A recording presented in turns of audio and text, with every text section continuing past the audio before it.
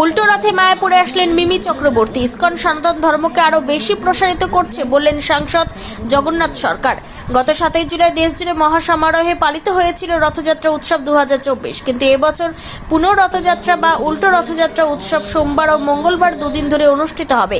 ইসকনের প্রধান কার্যালয় নবদ্বীপ, মায়াপুর সহ ইসকনের সকল শাখা কেন্দ্রে সোমবার মহাসমারোহে পালিত হলো পুনঃ রথযাত্রা উৎসব।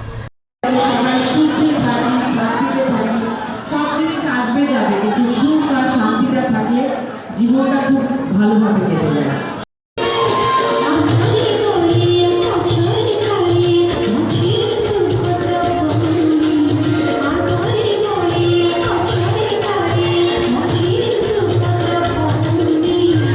এর চেয়ে ভালো শুভ দিন তো হয় না, তাই জন্য আজকে আর খুব ভালো সময় কাটলো। আর আপনাদের সবাইকে শুভেচ্ছা। ভগবান জগন্নাথ ত্রিভুবনের অধীশ্বর, তার ইচ্ছায় সব কিছু হয়।